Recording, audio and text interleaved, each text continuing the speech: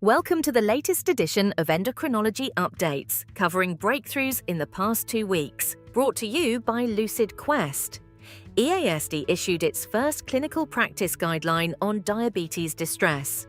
Built with Grade and Write, and informed by adults with type 1 and type 2 diabetes, it recommends routine distress assessment and evidence-based psychological or psychoeducational support, with specific tools to be chosen locally. Expect impact on clinical workflows and payer dialogue, with findings to be read in light of study design and confounding control. CHMP adopted a positive opinion for AVT03, a denosumab biosimilar to Prolia and Xgeva. Alvotech develops and supplies. Dr. Reddy's will register and commercialize in the United States and Europe, and a UK filing is planned via the International Recognition Procedure.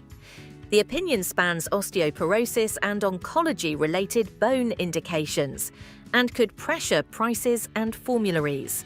Health Canada approved Celltrion's denosumab biosimilars. STOBOCLO is for osteoporosis, OSENVELT is for oncology-related bone complications and giant cell tumor of bone.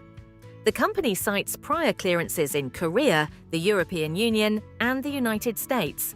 Canadian entry adds competition and payer leverage.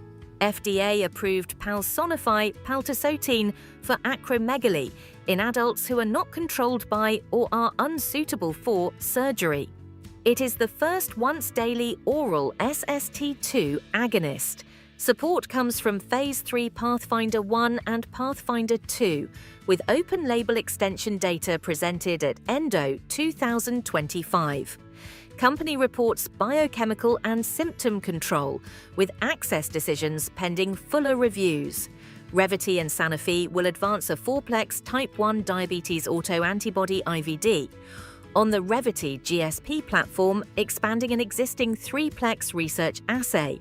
Plans include clinical validation and regulatory submissions in the United States, Europe, and other regions, with access via Revvity laboratories. This could expand screening and standardized follow-up. Prospective and real-world analyses link hypothyroidism and autoimmune thyroiditis to higher risk of small intestinal bacterial overgrowth, with lower risk observed among levothyroxine users. Mechanisms are not established.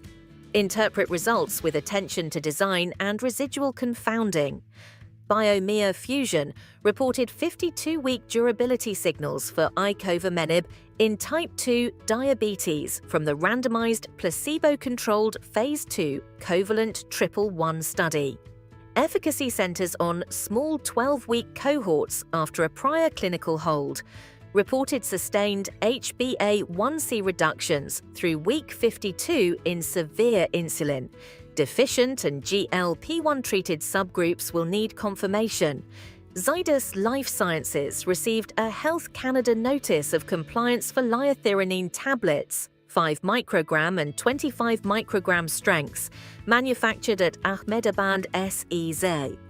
This enables Canadian marketing and adds generic competition that may influence pricing and access.